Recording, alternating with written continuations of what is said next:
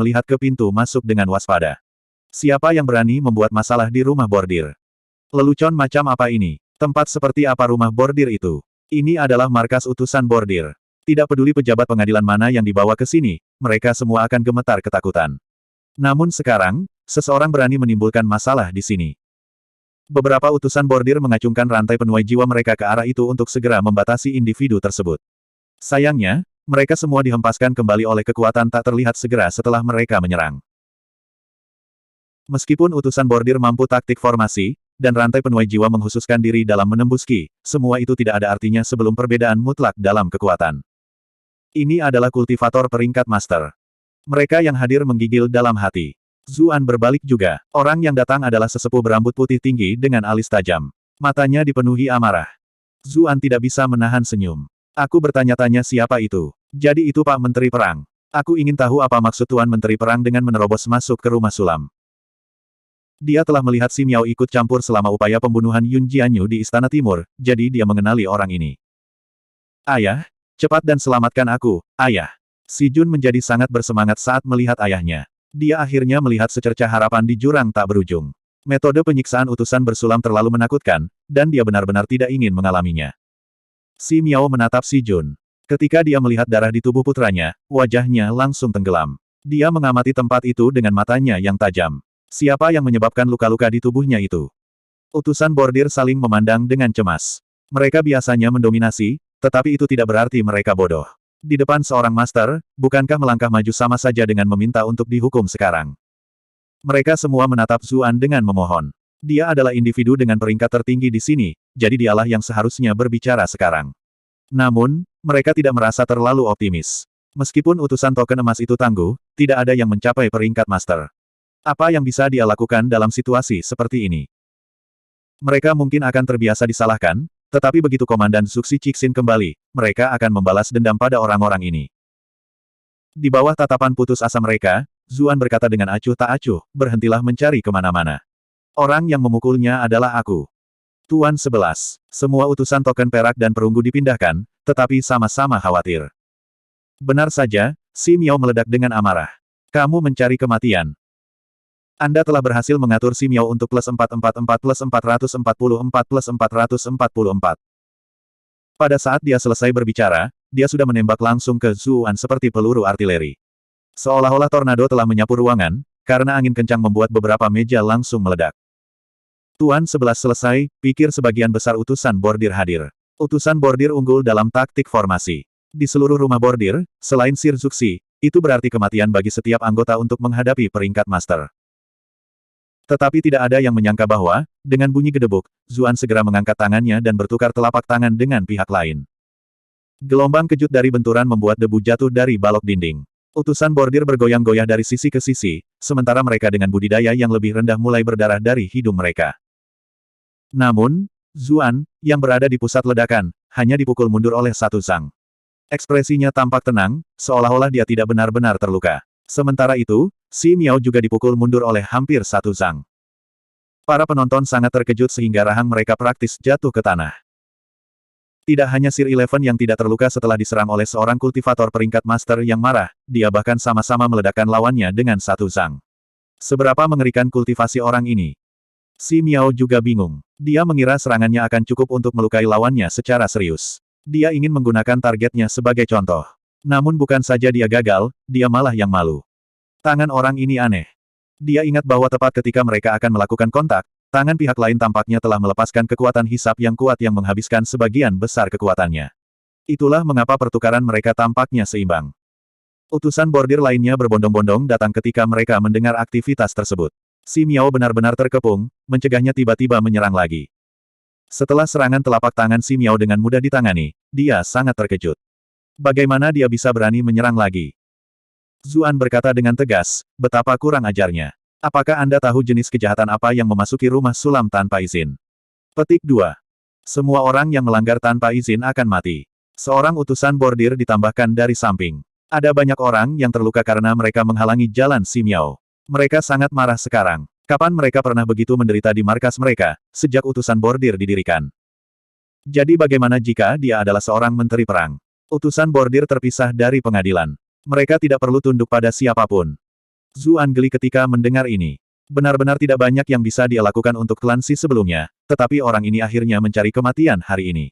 Bagaimana dia bisa melepaskan kesempatan yang begitu besar? Karena itu, dia dengan tegas memberi perintah, teman-teman, bunuh penyusup ini di tempat. Meskipun pihak lain adalah seorang master, ada banyak ahli di rumah bordir. Selanjutnya, mereka unggul dalam menahan seseorang bersama-sama. Dengan bantuannya, tidak terlalu sulit untuk menahan Si Miao sama sekali. Si Jun tercengang. Orang ini bahkan berani membunuh ayahnya. Apakah ada yang salah dengan dunia saat ini? Ketika dia melihat utusan bersulam itu menyerang ayahnya dengan pedang terhunus, dia merasakan hawa dingin menjalari tulangnya. Jika ayahnya benar-benar terbunuh di sini, maka dia akan benar-benar tamat. Dia dengan cepat berteriak, token pengampunan kematian. Ayah, gunakan token pengampunan kematianmu. Jika utusan token emas ini dibawa keluar, Si Miao akan yakin bahwa dia bisa mengurus seluruh tempat ini. Bagaimanapun, Zuxi Cixin tidak ada di sini. Namun, dia tidak menyangka utusan token emas dapat menandingi dia secara merata, yang telah sangat meningkatkan moral utusan bordir lainnya.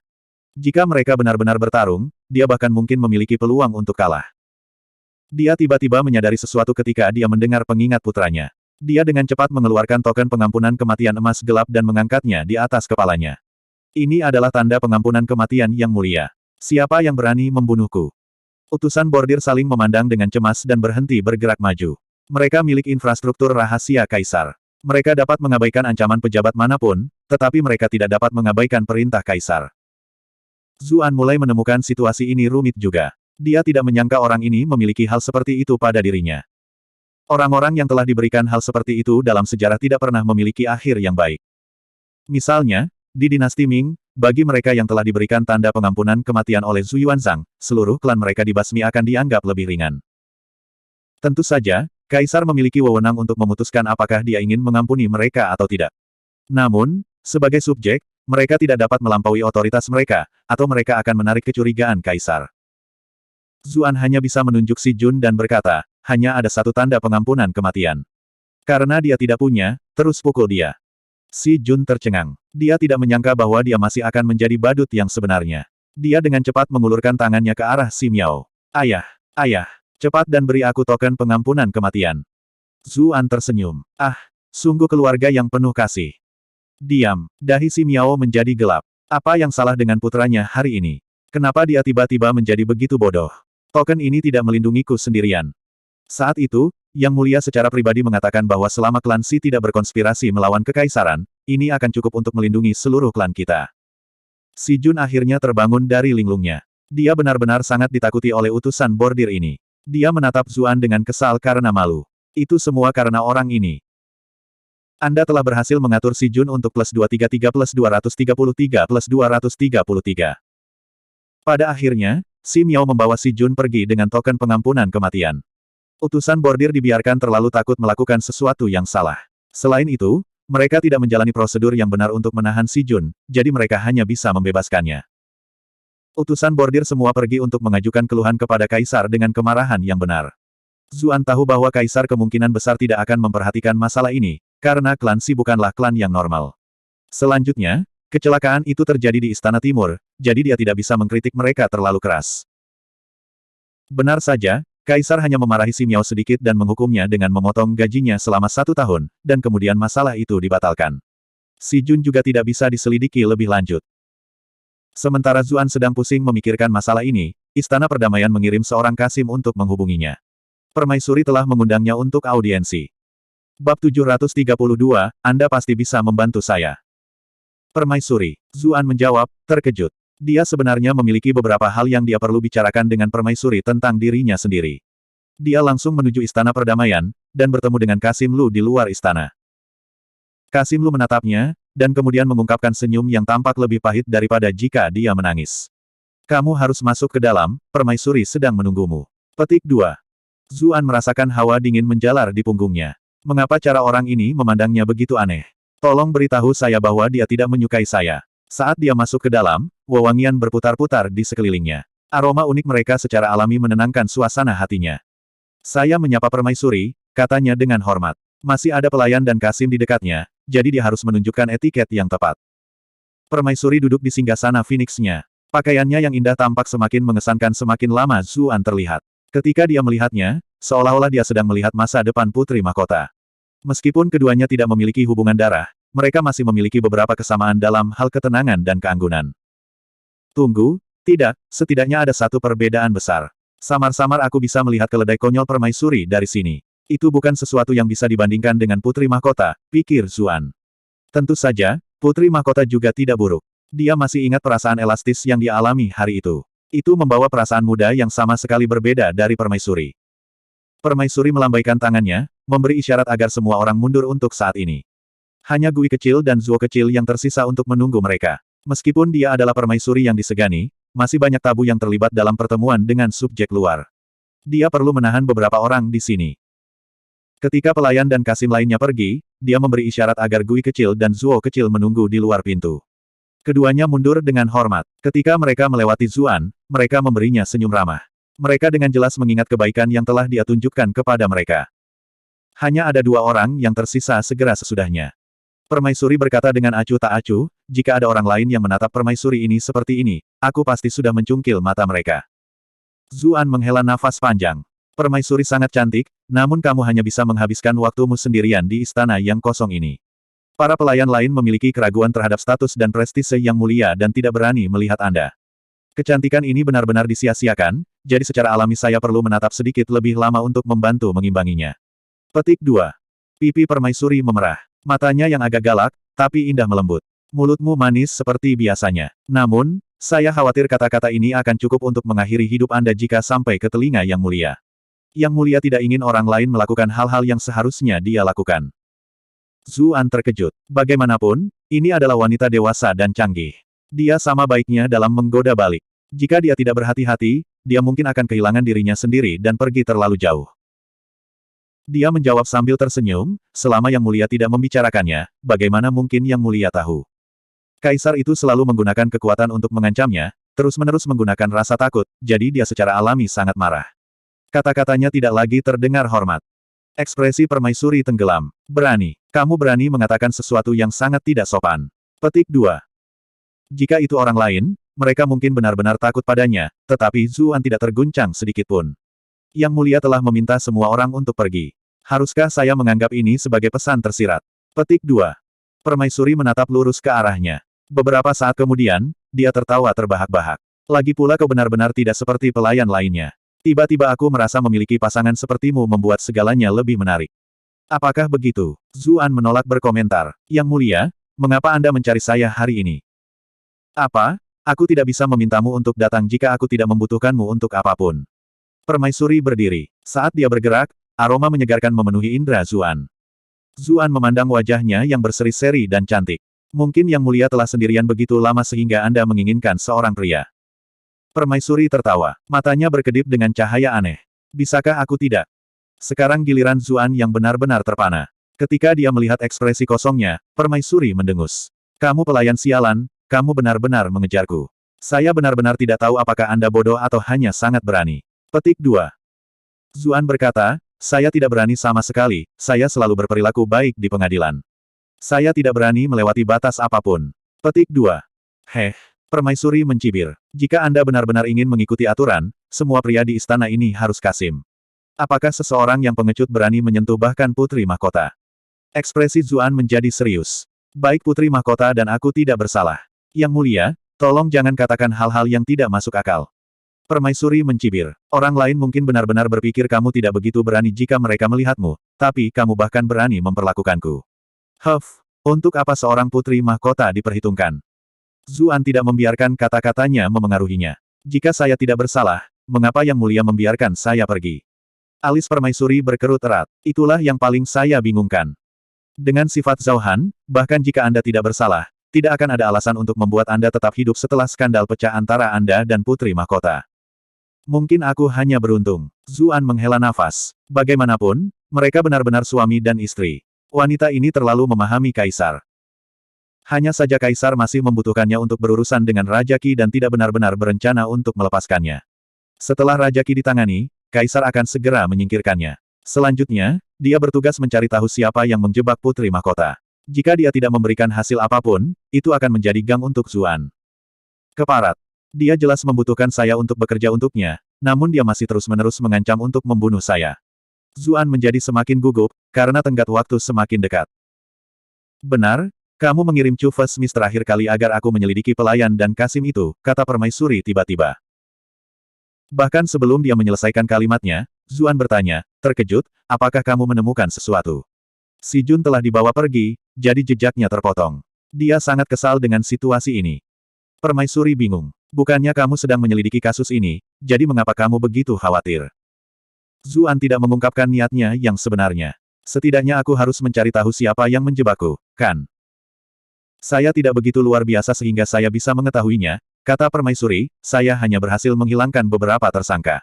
Mereka tidak tahu apa-apa tentang masalah ini dan tersapu oleh teman-teman mereka. Setelah melihat-lihat, saya menemukan bahwa orang-orang itu telah dipanggil bersama oleh 7 orang karena berbagai alasan. Petik 2. Yang 7 orang, Zuan bertanya. Permaisuri berjalan ke samping dengan sikap anggun. Dia mengeluarkan buklet dari lemari dan berkata, nama-namanya ada di sini. Zuan bergerak untuk mengambilnya, tetapi permaisuri malah menarik tangannya, menyembunyikan buklet di belakangnya.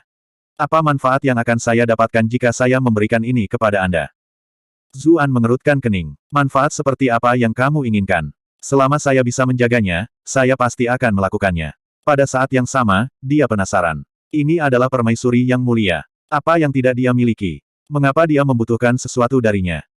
Permaisuri tersenyum dan menjawab, kamu pasti bisa melakukannya. Ketika dia melihat senyum misteriusnya, Zuan merasa ada yang tidak beres. Apa itu sebenarnya? Permaisuri tidak menjawab dan malah mengubah topik pembicaraan. Ketika kamu dikirim ke penjara, Nona pertama Chu mencariku. Harus kuakui, kau orang yang cukup beruntung. Nona pertama Chu sangat cantik, dan dia sangat peduli padamu. Zuan mengungkapkan senyum lembut. Dia memang luar biasa. Permaisuri mengobrol dengannya tentang masalah cucuyan sedikit lebih banyak, dan kemudian dia berkata, nanti, Nona pertama Chu mengunjungi saya beberapa kali lagi. Saya mendengar bahwa saat itu, semua meridiannya dihancurkan di ruang bawah tanah rahasia, tetapi karena Anda secara heroik melangkah, Anda berdua secara bertahap semakin dekat. Petik 2. Itu mungkin hanya takdir, haha. Zuan tersenyum sambil berpikir dalam hati, mengapa gadis bodoh itu menceritakan semua ini padanya. Tapi dia segera menyadari bahwa Cucuyan mungkin sangat ingin menyelamatkannya saat itu, dan permaisuri adalah salah satu orang yang memiliki kesempatan tertinggi untuk menyelamatkannya. Itu mungkin mengapa dia memberitahu permaisuri begitu banyak. Permaisuri kemudian bertanya dengan riang, benar, bagaimana Anda menyembuhkannya? Zuan menjawab, saya berhasil menemukan Evanescent Lotus pada waktu yang tepat. Itu sebabnya saya bisa menyelamatkannya. Dia tidak bisa memberitahu permaisuri bahwa itu karena dia telah bekerja dengan rajin pada tubuh Cucuyan, bahwa kekuatan yang telah menyelamatkannya, kan?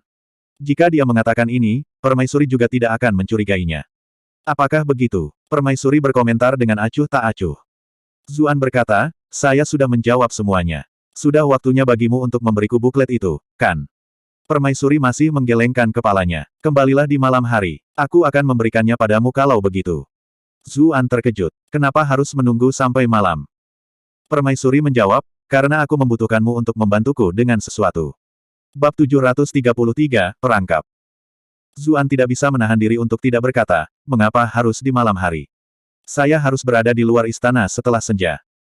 Dia sudah mengalami PTSD setelah dia dan Putri Mahkota jatuh ke dalam perangkap yang sama. Dia khawatir ini akan menyebabkan semacam kesalahpahaman atau masalah. Meskipun dia berstatus sebagai utusan bordir, dia tidak bisa membiarkan permaisuri tahu tentang itu. Kamu akan tahu persis apa itu, kata permaisuri acuh tak acuh.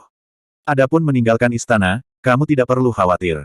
Dia mengeluarkan seragam dari lacinya dan berkata, tinggalkan istana saat senja, lalu ganti baju ini. Kembalilah dengan token pinggang ini. Tidak ada yang akan tahu itu kamu. Petik 2. Ekspresi Zuan sangat aneh ketika dia melihat seragam yang familiar di depannya. Itu adalah seragam utusan bordir. Tentu saja, itu milik utusan token perunggu peringkat terendah. Meskipun dia masih bingung pada awalnya, dia dengan cepat menjadi tenang.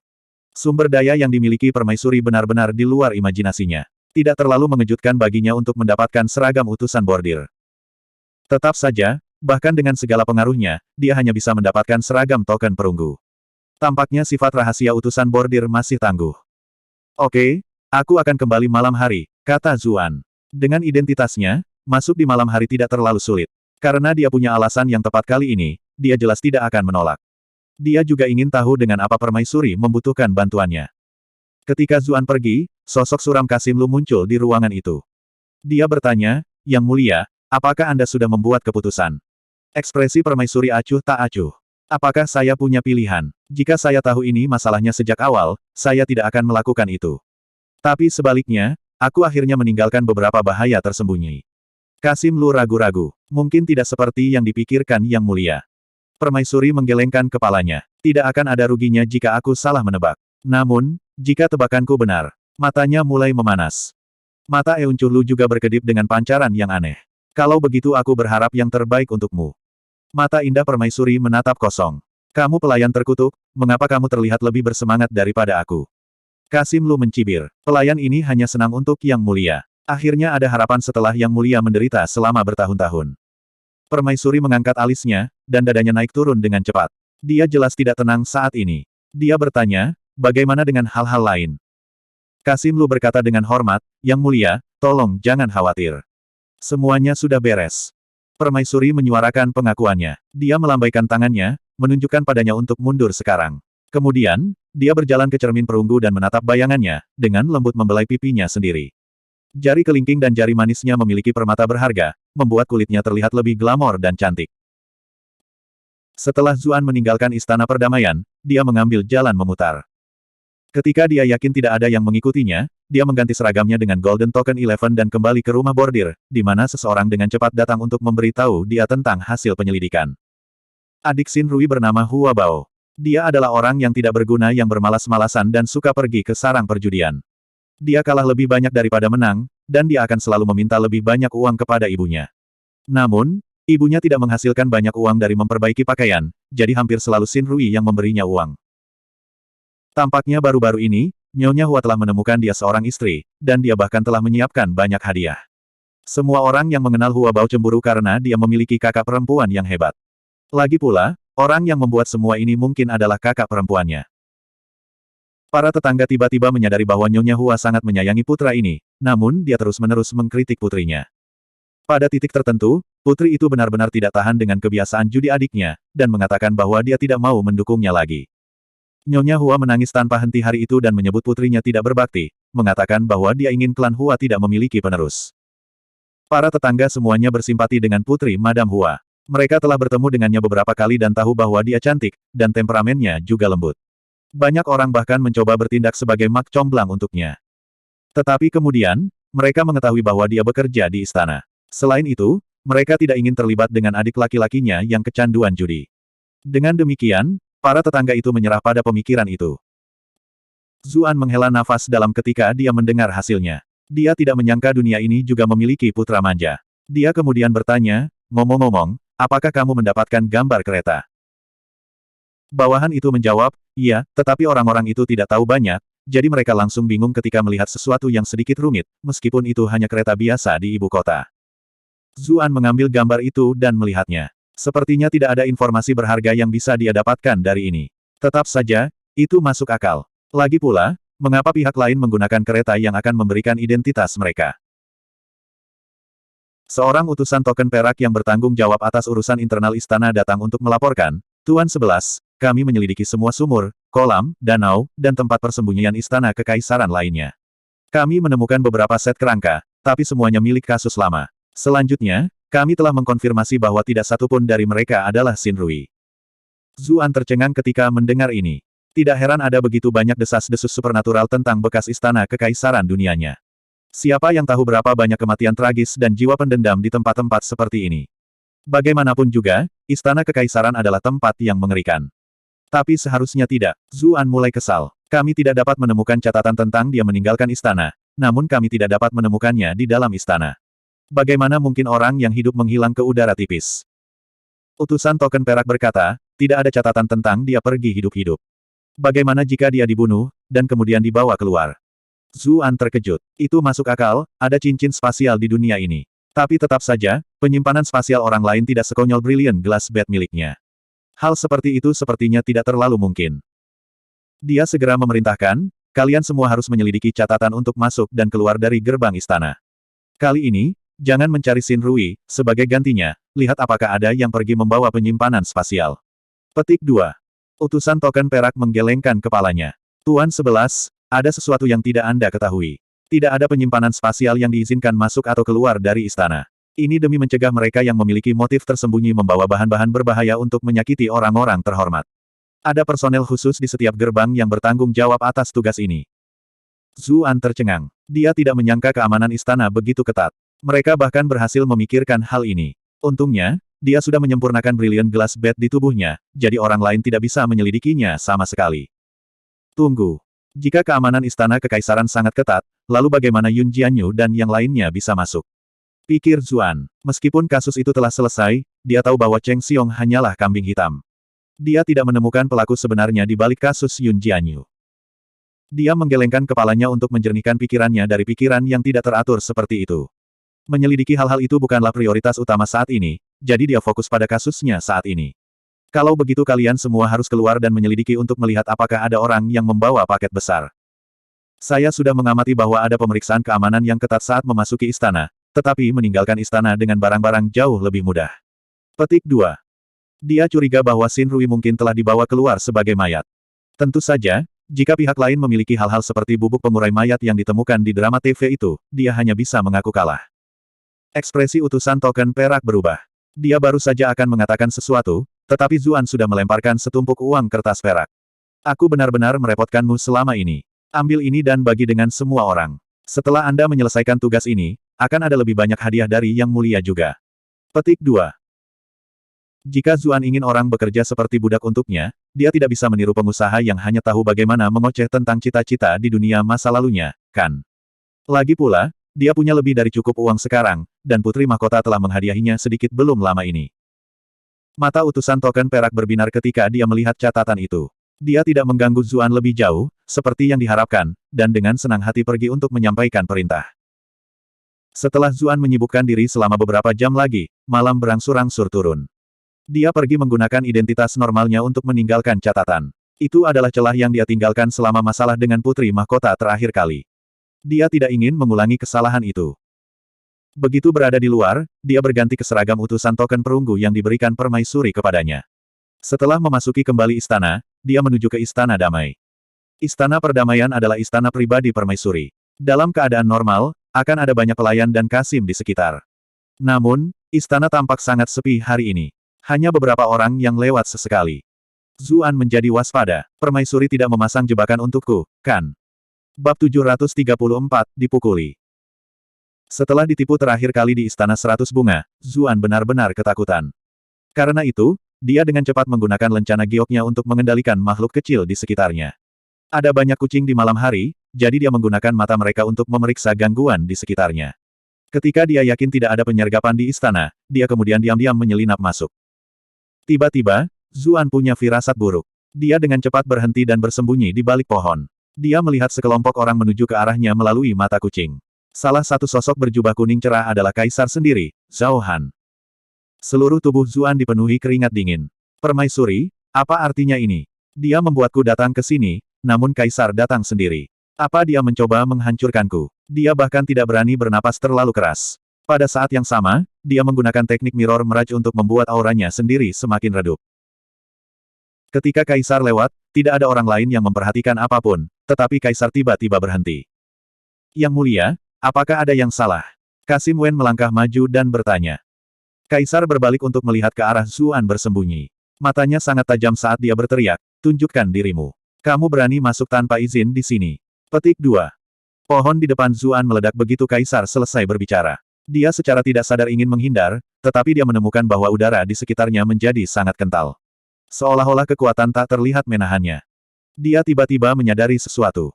Terakhir kali ini terjadi, dia tidak bisa bergerak sama sekali. Tapi kali ini, itu tidak tampak konyol seperti sebelumnya. Namun, dia tidak menghindar dan malah berdiri di tempat, menangis, saya memberi hormat kepada Yang Mulia. Para penjaga di sekitar Kaisar kemudian bereaksi, mereka semua menghunus pedang mereka, dengan cepat mengelilingi Zuan. Namun, mereka ragu-ragu ketika mereka melihat pakaian utusan bordir yang dia kenakan. Kaisar mengerutkan kening dan berkata, ini kamu. Zuan sedang mengenakan topeng sekarang. Namun, dengan kultivasi Kaisar, dia tidak perlu melihat dengan matanya lagi. Dia bertanya, mengapa kamu di sini? Tatapannya seolah menembus Zuan. Zuan dengan cepat menjawab, Yang Mulia menugaskan saya untuk menyelidiki kasus itu. Itu sebabnya saya datang ke sini untuk mencari petunjuk. Petik 2. Kaisar mendengus. Dan penyelidikanmu membawamu sampai ke permaisuri. Jangan bilang kau mencurigainya. Subjek ini tidak berani. Zuan menjawab. Justru karena aku tidak berani mencurigai Yang Mulia, aku datang ke sini secara rahasia, untuk menghindari kecurigaan padanya dalam kasus ini. Omong kosong. Kaisar menatap Kasim Wen di sampingnya. Bagaimana kita harus menghadapi seorang pelayan yang mengganggu kamar istriku? Dia harus dieksekusi oleh hukum. Kasim Wen menatap Zuan. Dia berpikir dalam hati, apakah utusan bersulam ini menjadi gila? Apakah dia bahkan tidak ingin mempertahankan hidupnya sendiri demi kasus ini? Zuan terkejut. Yang Mulia, tolong maafkan saya. Subjek ini masih pendatang baru dan belum tahu aturan. Selanjutnya, tenggat waktu kasus semakin dekat, jadi itu sebabnya saya menjadi cemas. Petik 2. Dia tahu bahwa Kaisar membutuhkannya untuk banyak hal, jadi dia pasti tidak akan terbunuh di sini. Namun, dia masih harus menunjukkan kekuatan di depan semua orang. Benar saja, Kaisar mengangguk. Lupakan, karena pertimbangan atas kesetiaanmu, aku tidak akan mengambil nyawamu. Namun, kejahatan tetaplah kejahatan. Teman-teman, cambuk dia 50 kali sebagai peringatan. Zuan kaget dan marah. Orang ini benar-benar sesuatu. Sejak saya datang ke ibu kota, saya selalu dipaksa untuk melakukan ini dan itu. Bahkan keledai tim produksi tidak akan disalahgunakan seperti ini. Bagian terburuknya adalah selain diberi status sebagai utusan token emas, dia tidak mendapatkan satu keuntungan pun sesudahnya. Dia hanya diancam lagi dan lagi. Dia ingin mengatakan sesuatu yang lain, tetapi Kaisar sudah memasuki istana perdamaian. Dia tidak diberi kesempatan untuk menjelaskan dirinya sendiri sama sekali. Zuan tidak bisa berkata-kata. Kemudian, Kasim Wen berjalan dengan sekelompok penjaga yang tampak kejam dan berkata, "Maaf, Tuan." Dia selalu ramah, dan bahkan dalam situasi seperti ini, dia tidak ingin menyinggung siapapun secara acak. Lagi pula, siapapun yang Kaisar akan luangkan bahkan setelah menyusup begitu jauh ke dalam istana pasti istimewa. Namun, itu tidak berarti bahwa dia bisa mengabaikan perintah Kaisar. Beberapa penjaga mendorong Zuan ke bawah, lalu menggunakan sarungnya untuk memukulinya dengan kejam. Wajah Zuan tetap tanpa ekspresi. Namun, amarah membara dalam dirinya. Sebenarnya, dia tidak menderita banyak luka sama sekali dari pemukulan ini. Itu sebenarnya akan sedikit meningkatkan kekuatannya. Namun, perasaan telah dianiaya ini tak tertahankan. Sejak dia tiba di ibu kota, dia selalu hidup seperti budak sialan. Meskipun dia adalah orang yang optimis dan bertindak tanpa beban, masih ada batasan untuk apa yang bisa dia ambil. Ini adalah jerami yang mematahkan punggung unta. Kaisar jelas membutuhkan Zuan untuk membantu dalam beberapa kasus dan jelas tidak akan membunuhnya, namun dia masih terus berpura-pura menghindarkannya dari kebaikan. Kemudian, dia akan menghadiahi Zuan dengan pukulan yang kejam. Pada akhirnya, itu karena Zuan masih terlalu lemah. Di mata Kaisar, dia mungkin hanya seorang pelayan yang bisa diperintahkan oleh Kaisar sesuka hati. Dia mungkin terlihat hanya sebagai seekor anjing, dan lebih dari itu, seekor anjing yang tidak mendengarkan dengan baik. Itulah sebabnya Kaisar selalu memukulinya dengan metode ini. Ini sebenarnya adalah metode normal seorang penguasa. Jika itu orang lain, mereka mungkin sudah sangat ketakutan dan merasa bahwa Kaisar itu dalam dan tak terduga. Kemudian, mereka akan bekerja tanpa lelah karena takut pada Kaisar. Namun, Zuan adalah seorang transmigran. Dia telah dibesarkan menurut seperangkat nilai yang sama sekali berbeda. Lebih jauh lagi, dia bahkan pernah menjabat sebagai penguasa sebelumnya di ruang bawah tanah rahasia, jadi bagaimana mungkin dia bisa mentolerir ini? Saya harus tumbuh lebih kuat. Pikiran ini lebih kuat dan lebih kuat dari sebelumnya di benak Zuan. Sementara itu, di Istana Damai, Permaisuri berjalan maju bersama Kasim Lu untuk menyambut Kaisar. Istri yang rendah hati ini menyapa Yang Mulia. Kaisar memberinya ekspresi terkejut. Sudah lama, Ning'er telah tumbuh lebih cantik dan lebih cantik. Permaisuri tampaknya telah memberikan perhatian khusus pada penampilannya hari ini. Bulu matanya panjang dan anggun, dan bibirnya merah dan lembab. Pakaiannya juga lebih ketat dari biasanya, membuat lekuk tubuhnya tampak lebih memalukan. Bahkan Kaisar, yang terbiasa melihat semua jenis keindahan, sedikit terkejut. Permaisuri tersipu dan menjawab, "Terima kasih, Yang Mulia." Kasim Lu diam-diam menatap Kaisar. Jangan bilang dia akan tinggal di Istana Perdamaian malam ini. Cek, dia belum datang selama bertahun-tahun, namun dia hanya harus memilih hari ini. Mungkinkah ini adalah kehendak surga? Ketika dihadapkan dengan matanya yang jernih dan indah, Kaisar tidak segera melanjutkan dan malah melihat sekeliling. Sepertinya tidak banyak orang di Istana Damai malam ini. Ini juga cukup gelap. Kasim Lu mulai panik. Dia memberi Permaisuri tatapan khawatir. Meskipun begitu, Permaisuri tetap tenang dan menjawab, sesuatu terjadi pada putri mahkota baru-baru ini, jadi semua orang di Istana Damai sibuk menyelidiki segala macam intelijen. Sekarang setelah semuanya beres, saya memberi mereka waktu untuk beristirahat. Petik 2. Kaisar tersenyum. Permaisuri benar-benar contoh teladan dalam memperlakukan bawahanmu. Teman-teman, berikan setiap anggota Istana Perdamaian setengah tahun gaji sebagai bonus. Petik 2. Permaisuri segera membungkuk hormat. Istri yang rendah hati ini berterima kasih pada Yang Mulia menggantikan mereka. Ah, mengapa Yang Mulia tiba-tiba memikirkan Istana Damai hari ini? Kaisar menjawab, saya terbawa oleh keinginan dan memutuskan untuk melihat-lihat. Ah, benar, apakah lukamu sudah membaik? Permaisuri menundukkan kepalanya dan berkata dengan sedih, yang rendah hati ini telah mengakui nasibku. Kaisar berkata, saya akan mencari dunia untuk obat-obatan. Cedera masa lalu Anda pasti akan sembuh. Petik 2. Terima kasih, Yang Mulia. Sang permaisuri menangis bahagia. Namun, di dalam, dia mencibir. Saya mungkin akan mempercayai Anda jika ini terjadi beberapa tahun yang lalu, tetapi bertahun-tahun telah berlalu. Pada akhirnya, mereka selalu barang setengah hati yang sama. Saya sudah tahu Anda hanya melakukan ini untuk menjaga istri-istri lain, dan bukan karena Anda ingin saya pulih sama sekali.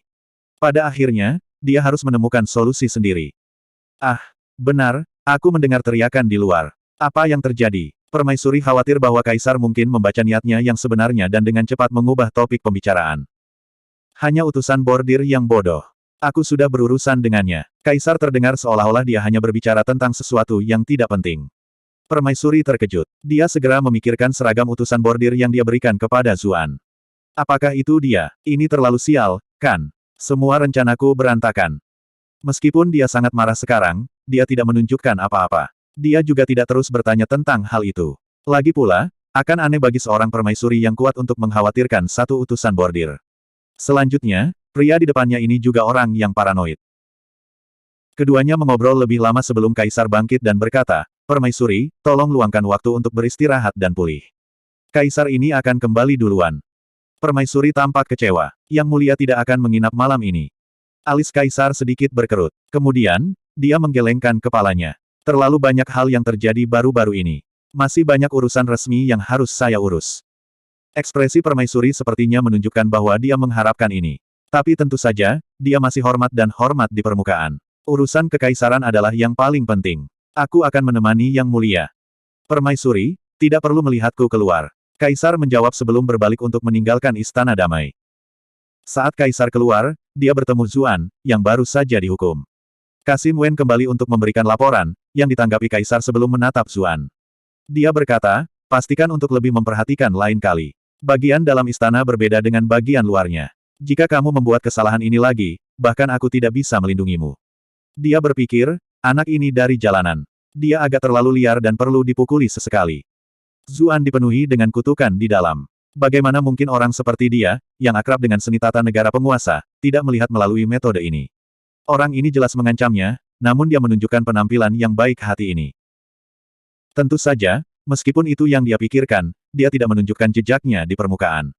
Dia berkata, terima kasih, Yang Mulia, atas rahmat Anda. Ketika dia melihat penampilan Zuan yang lemah dan putus asa, Kaisar pergi dengan puas. Sepertinya hasil pemukulan anak ini cukup bagus. Zuan duduk di tempat, bermeditasi. Dia mengedarkan sutra asal primordialnya. Dia bahkan bisa dengan cepat pulih dari cedera yang mengancam jiwa, jadi luka dangkal ini tidak banyak. Luka-lukanya dengan cepat pulih, hanya menyisakan beberapa koreng di permukaan. Namun, meskipun luka fisiknya telah sembuh, kemarahannya tidak mereda sedikitpun. Ekspresinya mendung. Segala macam pikiran yang biasanya dianggap memalukan dan menghujat memenuhi kepalanya. Dia harus menjadi lebih kuat. Dia tidak bisa berada di bawah belas kasihan orang lain lagi. Tiba-tiba, aroma yang menjernihkan pikiran menyapu. Ketika Zuan mengangkat kepalanya, dia melihat bahwa permaisuri cantik sudah berdiri di depannya. Dia bertanya, apakah kamu baik-baik saja? Bab 735, Game Badger. Zuan hanya bisa menghela nafas dengan takjub. Dunia kultivasi ini membuat semua orang di dalamnya lebih menarik daripada orang-orang di dunia sebelumnya. Mungkin itu karena dia pernah menjadi seorang kultivator yang kuat, tetapi waktu tidak meninggalkan jejak apapun di tubuh permaisuri. Kulitnya sehalus kulit seorang wanita muda, namun dia juga membawa kedewasaan yang tidak pernah diharapkan oleh wanita muda. Zuan bisa merasakan kekenyalan dan kelembutan tubuhnya bahkan melalui pakaiannya. Zuan menyadari bahwa Kaisar baru saja pergi. Apakah pria itu Kasim yang aneh? Mengapa dia masih meninggalkan istana setelah bertemu dengan kecantikan yang begitu dewasa dan menakjubkan? Namun, dia dalam suasana hati yang buruk sekarang. Dia berkata dengan dingin, apakah Yang Mulia sengaja mencoba menyakitiku? Apakah Anda ingin menggunakan Yang Mulia untuk menyingkirkan saya? Dia telah mengatur agar dia bertemu dengannya di Istana Perdamaian pada malam hari, namun Kaisar baru saja muncul di sini. Lagi pula, Kaisar jarang datang ke sini. Mungkinkah ada kebetulan seperti itu di dunia ini? Permaisuri menghela nafas dan berkata, jika aku ingin menyakitimu, maka aku tidak akan datang ke sini untuk melihatmu. Sejujurnya, saya bahkan tidak tahu mengapa Yang Mulia datang ke sini hari ini. Petik 2. Zuan menolak berkomentar. Dia hanya bertanya, untuk apa kamu membutuhkanku? Bisakah kamu memberitahuku sekarang? Permaisuri melihat sekeliling dan berkata, mari kita bicara di dalam. Ada terlalu banyak mata di sini. Petik 2. Zuan mengerutkan kening dan tetap diam. Permaisuri tersenyum ambigu dan berkata, apa? Apakah kamu takut aku akan memakanmu di dalam? Zuan mendengus. Dia benar-benar kesal saat ini. Meskipun dia tahu bahwa dia menggodanya, dia mengambil langkah besar dan melewatinya. Aku cukup penasaran dengan metode seperti apa yang akan digunakan Yang Mulia untuk melawanku. Ketika Zuan memasuki kamar permaisuri dan mencium aroma mahal di dalamnya, dia diam-diam menelan pil penawar terlebih dahulu karena takut diracun. Ji Xiaoxi telah memberinya banyak obat sebelumnya, tetapi dia telah ceroboh terakhir kali di Istana 100 Bunga dan lalai menggunakannya. Setelah dia meminum pil itu, dia merasa sedikit lebih nyaman. Dia melihat sekeliling dan bertanya, mengapa begitu gelap? Istana damai cukup gelap, lampu jauh lebih redup dari biasanya. Sang permaisuri berjalan mendekat, gaun panjangnya terseret di sepanjang lantai yang mulus, membuatnya tampak lebih glamor. Mengapa saya membiarkan semua lampu itu menyala? Memiliki tempat kosong yang terang benderang hanya akan membuatnya semakin tidak nyaman. Petik 2. Ketika dia merasakan kebencian tersembunyi yang kuat darinya, Zuan bertanya, mengapa Yang Mulia tidak sering mengunjungi Yang Mulia? Apakah ada kebenaran memalukan yang tidak bisa diungkapkan? Permaisuri tertawa. Kau cukup berani, bukan? Jika Yang Mulia mendengar Anda mengatakan itu, Anda mungkin sudah mati. Petik 2. Zuan menatapnya dengan acuh tak acuh dan berkata, saya hanya khawatir tentang tubuh bermartabat Yang Mulia. Permaisuri tidak bisa berkata-kata. Akhirnya, dia berkata, kamu benar-benar sesuatu. Dia tidak bisa tidak menatap Zuan sebelum melanjutkan, aku tahu apa yang kamu pikirkan. Saya dapat memberitahu Anda bahwa tidak ada yang salah dengan tubuh Yang Mulia. Petik 2. Zuan memiliki ekspresi aneh saat dia dengan hati-hati melihat wanita cantik di depannya.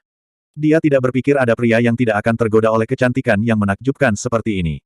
Karena tidak ada yang salah dengan Kaisar, lalu apakah ada yang salah dengan permaisuri? Wajah permaisuri memerah ketika dia melihat tatapannya. Apa yang kamu pikirkan? Alasan Yang Mulia tidak tinggal dengan salah satu haremnya adalah karena dia tidak punya banyak waktu lagi. Demi mempertahankan umur panjang sebanyak mungkin, dia sudah mulai menahan diri dari hal-hal seperti itu sejak lama. Petik 2. Zuan segera mengerti. Jadi itulah yang terjadi. Namun, jika dia bahkan tidak bisa menyentuh wanita, lalu apa asyiknya menjadi orang nomor satu di dunia? Sang permaisuri mendengus. Itu adalah sesuatu yang hanya anak kecil sepertimu akan katakan. Otoritas sukacita dapat membawa Anda jauh lebih besar daripada apa yang dapat diberikan oleh hal-hal lain.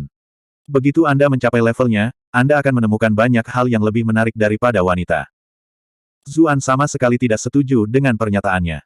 Ketika saya menjadi seorang kaisar di Yingsu, saya masih merasa hal-hal ini lebih menarik. Tatapan permaisuri bertumpu pada darah yang menutupi punggung Zuan. Dia mengulurkan tangannya untuk menyentuh lukanya, tetapi dia khawatir kuku emasnya akan melukainya. Apakah itu menyakitkan? Zuan berkata dengan acuh tak acuh, tidak terlalu buruk. Dia telah mengalami rasa sakit yang jauh lebih buruk, jadi ini bukan apa-apa. Namun, pukulan mental itu terlalu banyak. Itu membuatnya mempertanyakan banyak pemikiran dan keputusannya sebelumnya. Permaisuri berjalan ke sisi ruangan. Dia berjongkok di dekat lemari, memperlihatkan sosoknya yang dewasa dan penuh. Dia dengan cepat kembali dengan beberapa botol obat dan berkata, buka pakaianmu. Aku akan membantumu mengoleskan obat pada lukamu. Zuan tercengang. Dia berkata dengan cemberut, bukankah itu tidak pantas? Dia tidak bisa membantu tetapi melihat sekeliling. Dia melihat bahwa Kasim Lu sudah pergi, dan dia bahkan tidak melihat satupun Kasim atau pelayan setelah memasuki Istana Perdamaian. Ia merasa ada yang aneh. Permaisuri berkata, kamu dihukum karena aku. Saya merasa sangat menyesal juga, itulah sebabnya saya ingin memberi Anda kompensasi entah bagaimana. Petik 2. Ekspresi Zuan berubah aneh. Apa yang sedang dilakukan permaisuri? Permaisuri tertawa saat melihat ekspresi Zuan. Apa yang salah? Pria yang memiliki keberanian untuk bermain-main dengan putri mahkota dan bahkan berani memukul pantatku tiba-tiba menjadi malu. Dia belum melihatnya sendiri, tetapi sementara orang lain mungkin percaya bahwa tidak ada yang terjadi antara dia dan putri mahkota, dengan pemahamannya tentang Zuan, dia tahu bahwa dia pasti telah melakukan sesuatu. Wanita, kamu sedang bermain api sekarang. Zuan sudah kesal sejak awal. Sekarang dia digoda seperti ini, dia memutuskan untuk melepas pakaiannya dan memperlihatkan luka di punggungnya. Dia benar-benar ingin melihat apa yang dilakukan wanita ini sekarang. Meskipun permaisuri sudah dewasa dan berpengalaman, ketika dia melihat tubuh pria yang kuat dan sehat di depannya, termasuk otot-ototnya yang membawa daya ledak, detak jantungnya masih bertambah cepat. Dia berkomentar, "Aku tidak menyangka kamu benar-benar berotot, meskipun kamu biasanya memiliki penampilan yang lemah dan ilmiah." Zuan mengerutkan kening. Untuk apa sebenarnya Yang Mulia membutuhkanku? Tidak ada terburu-buru. Mari kita bicarakan nanti. Permaisuri memiliki senyum tipis di wajahnya. Dia mengangkat gaunnya dan duduk di belakangnya. Dia menyendok sedikit salep dengan jarinya, dan kemudian dengan lembut mengoleskannya di atas lukanya. Pelayan sialan itu benar-benar kejam. Dia tidak menahan sama sekali. Zuan berkata dengan acuh tak acuh, itu adalah perintah kaisar. Tidak ada yang berani menunjukkan kelalaian apapun. Petik 2. Ini adalah dunia kultivasi, jadi pemukulan secara alami sedikit berbeda dari zaman kuno. Orang-orang yang melakukan hukuman berspesialisasi dalam berurusan dengan para kultivator juga. Selain itu, alat yang mereka gunakan semua memiliki rune khusus yang diukir di dalamnya, membuatnya lebih sulit bagi yang dipukuli untuk melawan. Senang menjadi muda. Lukamu sudah sangat sembuh. Jari-jari permaisuri dengan lembut membelai area di sekitar luka di punggung Zuan. Panas yang mengejutkan dan elastisitas yang berasal dari kulitnya bahkan membuat matanya menjadi berkabut. Ini adalah kekuatan seorang pemuda. Dia sudah hampir melupakan perasaan berdebar-debar seperti ini. Zuan mengerutkan kening. Permaisuri duduk tepat di belakangnya, dan mereka berdua hampir dalam jangkauan. Dia bahkan bisa mencium aroma yang berasal dari tubuhnya. Jari-jarinya sangat halus dan lembut, tetapi sensasi itu membuat kemarahan yang dia rasakan semakin tak terkendali.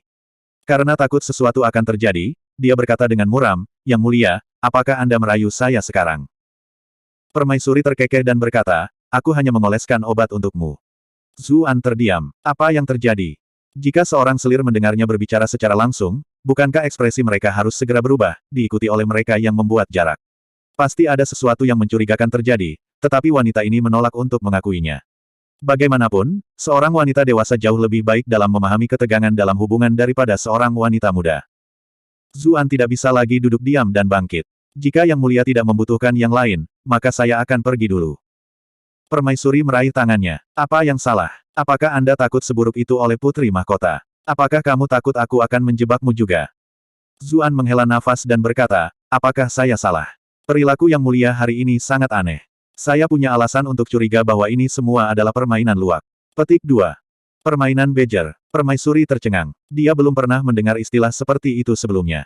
Namun, dia secara kasar bisa menebak artinya. Dia menghela nafas dan berkata, aku juga seorang wanita. Zuan mengerutkan kening saat dia menunggu kata-kata permaisuri selanjutnya. Permaisuri duduk. Martabat dan keganasannya yang biasa tidak lagi terlihat di antara alisnya, melainkan digantikan oleh kelemahan dan melankolis. Dia berkata, sudah setidaknya 10 tahun sejak dia terakhir menginap di sini. Aku tahu dia berusaha untuk memperpanjang hidupnya sebanyak mungkin, tapi aku masih di masa jayaku. Tinggal sendirian di sini di istana ini membuat orang merasa kesepian.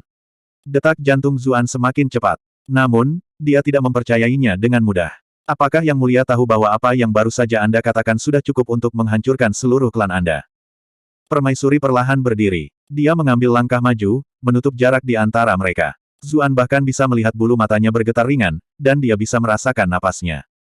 Matanya yang berkabut menatap matanya dengan tenang saat dia berkata, jika itu orang lain, aku tidak akan berani mengatakan hal seperti itu. Namun, kamu berbeda. Saya tahu bahwa Anda tidak menghormati Yang Mulia, jadi Anda juga satu-satunya yang berani melakukan hal-hal tertentu. Bab 736, Tuan dan Pelayan. Tatapan permaisuri dipenuhi dengan perasaan tidak pasti. Zuan terkejut dan bertanya, ketika Yang Mulia berbicara tentang melakukan hal-hal tertentu, apakah Anda berbicara tentang diri Anda sendiri? Permaisuri duduk dan berbaring dengan nyaman. Dia meletakkan dagunya di tangannya dan menjawab, bagaimana menurutmu? Dia telah menjadi wanita dewasa dan montok untuk memulai. Ketika dia berbaring seperti ini, sosoknya bahkan lebih menggoda dan membawa suasana santai. Semacam rayuan yang tak terlihat sedang terjadi. Karena Yang Mulia tidak membutuhkan saya untuk hal lain, saya akan pergi dulu. Meskipun Zuan merasa tenggorokannya kering, dia tidak kehilangan akal. Dia jelas tidak percaya bahwa permaisuri akan memiliki perasaan untuknya tanpa alasan, tetapi dia tidak tahu apa yang sebenarnya dipikirkan permaisuri, jadi dia memutuskan untuk pergi dulu. Jangan terburu-buru, siapa bilang aku tidak membutuhkanmu untuk hal lain? Permaisuri meraih tangannya. Dinasti Great Zhou saya memiliki harta nasional, saya butuh bantuan Anda untuk mengevaluasi. Harta nasional. Zuan bertanya, tercengang. Ini adalah dunia kultivasi, dan dia telah mengalami kekuatan artefak magis. Seberapa kuat barang itu bagi dinasti Zhou besar untuk memperlakukannya sebagai harta nasional? Dia menjadi bersemangat dan melanjutkan, bolehkah saya bertanya apa jenis harta nasional itu? Permaisuri dengan lembut menggerakkan jari-jarinya ke tubuh Zuan, bibir merah cerahnya naik menjadi lengkungan yang indah. Itu mungkin tepat di depan matamu. Zuan terdiam. Mengapa dia merasa seperti Xuanzang menderita godaan di negara wanita? 1. Permaisuri terkikik ketika dia melihat Zuan berdiri dalam keadaan pingsan. Apa? Apakah permaisuri ini tidak cukup untuk menjadi harta nasional? Zuan hanya bisa menghela nafas. Yang mulia sangat menawan, seorang wanita di antara wanita. Tentu saja Anda adalah harta nasional. Petik 2. Mata permaisuri menjadi sedikit lembab. Apakah itu semua untuk evaluasimu? Bukankah kamu terlalu setengah hati di sini? Jelas sudah melewati puncak musim panas, namun Zuan merasa malam itu sangat panas. Dia menjawab dengan susah payah, kalau begitu bolehkah saya bertanya bagaimana Yang Mulia ingin saya mengevaluasi Anda? Permaisuri menatapnya dengan cara yang menggoda. Kamu bisa mencoba sendiri. Hanya melalui pengalaman yang paling intim Anda dapat memberikan evaluasi yang paling akurat. Zuan menghela nafas. Yang Mulia, apakah Anda menggoda saya sekarang? Permaisuri dengan lembut menggigit ujung jarinya dan terkikik. Saya mendengar dari Chu Fesmis bahwa Anda selalu menjadi orang yang berlidah licin, bahwa Anda tahu bagaimana membuat seorang gadis bahagia. Tapi kenapa kamu terlihat kaku hari ini? Ini hampir seolah-olah Anda tidak memiliki sedikit pun romansa dalam diri Anda. Zuan bangkit dan berkata, meskipun saya orang yang sedikit saya tidak bodoh. Yang Mulia pasti memiliki motif tersembunyi, tapi sayangnya, saya terlalu lamban dan tidak bisa membaca tujuan Anda yang sebenarnya. Ketika dia telah menonton episode perjalanan ke barat di mana Xuanzang tetap sama sekali acuh tak acuh sebelum rayuan keindahan menawan yang tak ada habisnya, dia merasa itu adalah aib bagi semua pria. Dia tidak menyangka akan berada dalam situasi yang sama hari ini. Dia benar-benar sangat memalukan hari ini juga. Aku tidak meminta yang lain. Permaisuri menghela nafas. Satu-satunya permintaan saya adalah agar Anda menghibur saya malam ini. Saya sudah mengatakan bahwa saya sangat kesepian tahun ini, dan tidak ada orang lain yang berani melakukan apapun kepada saya. Hanya Anda sendiri yang berani memukul. Memukul saya di sana. Saya tidak bisa meminta orang lain selain Anda. Petik 2. Sedikit kesedihan terlihat di wajah permaisuri saat dia mengamati kesunyian Zuan. Saya seorang permaisuri yang mulia, Anda tahu. Sudah cukup memalukan bagiku untuk melangkah sejauh ini. Jika Anda masih tidak merespon sama sekali, maka saya akan benar-benar malu. Petik 2. Zuan mencibir. Wanita ini penuh dengan skema dan tergila-gila dengan otoritas. Apakah dia benar-benar akan putus asa hanya dengan itu? Akan lebih dapat dipercaya bagi Anda untuk mengatakan Piao Duan Diao memutuskan untuk tidak pernah pergi ke rumah bordil pemerintah lagi. Dia tidak menjawab, dan malah berjalan keluar. Dia khawatir bahwa dia mungkin benar-benar tidak dapat mengendalikan instingnya sendiri jika dia tinggal di sini. Tidak peduli seberapa bermuka dua yang dia pikirkan tentang permaisuri, dia harus mengakui bahwa dia luar biasa dalam rayuan. Metode yang kurang matang dari gadis-gadis muda tidak bisa dibandingkan. Permaisuri mengeluarkan pesona feminin yang kuat yang bisa membuat orang lain tidak bisa tidak memikirkan untuk menghancurkannya di tempat tidur.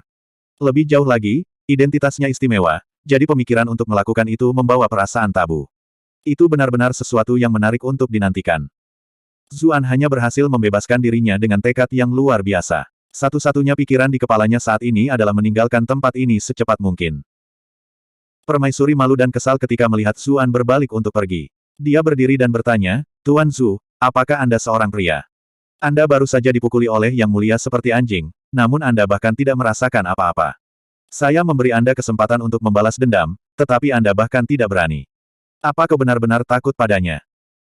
Ketika dia mendengar ini, Zuan, yang sudah berada di ambang pintu, berhenti. Dia tiba-tiba berbalik untuk melihat permaisuri, matanya sedikit memerah. Apa katamu? Inilah tepatnya yang menggerogoti pikirannya. Dia telah menahan amarah yang luar biasa sampai sekarang. Sekarang dia telah dipukul di tempat yang sakit, dia tidak bisa lagi menahan diri. Senyum puas melintas di kedalaman mata permaisuri ketika dia melihat ekspresi Zuan. Namun, dia mencibir dengan penghinaan arogan, apakah saya perlu mengulanginya untuk Anda? Yang Mulia tidak ada bandingannya di dunia ini, jadi tidak terlalu memalukan jika Anda tidak bisa mengalahkannya. Tapi permaisuri ini memberi Anda kesempatan untuk membalas dendam melalui wanita itu, namun Anda bahkan tidak berani melakukan hal seperti itu. Sepertinya rasa takut sudah terukir di tulangmu. Aku yakin kamu akan menjadi anjing yang setia dan setia di masa depan. Begitu permaisuri selesai berbicara, sosok Zuan melintas ke depan, tangannya menjepit tenggorokannya. Wanita, aku tahu kau sengaja memprovokasiku, tapi aku harus mengakui itu berhasil.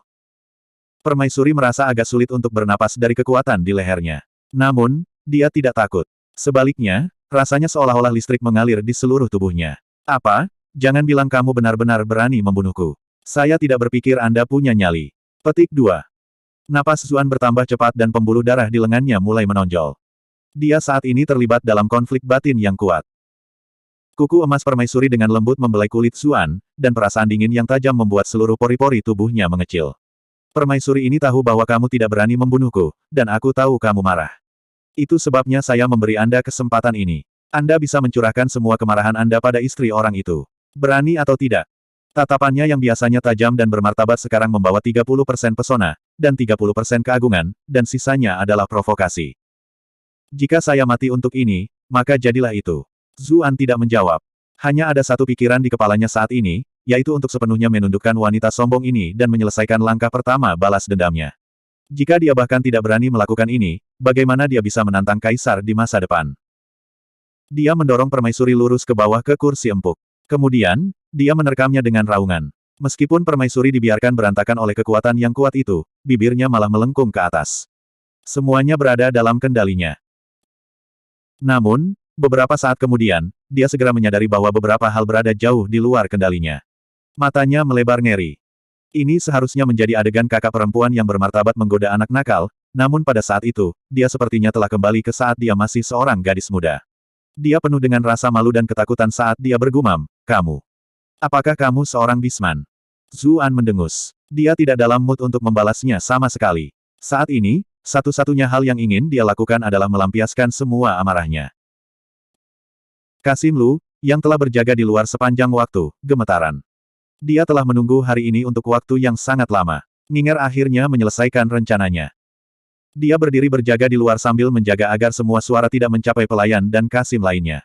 Sementara itu, dia diam-diam memperhatikan hal-hal gila yang terjadi di dalam. Satu pikiran secara bertahap muncul di kepalanya. Siapa yang mengira ini akan terjadi padamu hari ini, Zhao Han? Setelah waktu yang lama berlalu, Kasim Lu mengerutkan kening. Dasar anak nakal, belum selesai. Dia tiba di luar jendela yang telah mereka sepakati dan membuka mekanismenya. Ketika dia melihat pemandangan di dalam, pupil matanya menyempit dan semua kulitnya memerah. Ia menarik napas dalam-dalam untuk menenangkan jantungnya yang berdebar kencang. Selanjutnya, dia mengirim transmisi Qi. Yang mulia, sudah waktunya. Kami akan melanjutkan sesuai rencana. Anda bertanggung jawab untuk menahannya, sementara pelayan tua ini akan mengakhiri hidupnya. Petik 2. Dia telah menyaksikan pertarungan Zuan sebelumnya. Meskipun kultivasi orang ini tidak tinggi, dia memiliki trik sial yang tak ada habisnya. Jika dia gagal dan akhirnya mengkhawatirkan Yang Mulia, itu bukan lelucon. Baik dia dan permaisuri pasti akan mati, sementara klan mereka masing-masing juga akan tamat. Jika permaisuri bekerja dengannya, maka siapapun akan berada dalam kondisi terlemahnya dalam situasi seperti ini. Kasim Lu yakin dia bisa menghabisi Zuan dalam satu pukulan. Sanggul rambut permaisuri yang bermartabat sudah benar-benar tersebar, dan rambutnya menempel di wajahnya karena keringat. Dia menggigit bibir merahnya dan menggelengkan kepalanya sedikit ke arahnya. Kasim Lu mengerutkan kening. Dia mulai mengatakan sesuatu, tetapi permaisuri tidak memberinya kesempatan lagi. Dia meraih tirai di dekatnya, dan kemudian tirai setengah transparan perlahan turun, menyembunyikan tubuhnya dan tubuh Zuan. Bab 737, Perubahan Rencana. Kasim Lu tercengang. Dia tidak tahu mengapa permaisuri tiba-tiba mengubah rencana mereka. Namun, tubuhnya yang sangat kencang dan ekspresinya tidak luput dari deteksinya.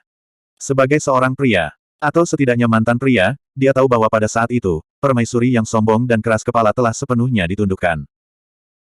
Ketika dia memikirkan itu, dia tertekan dan cemburu, namun dia juga merasakan emosi yang tidak jelas.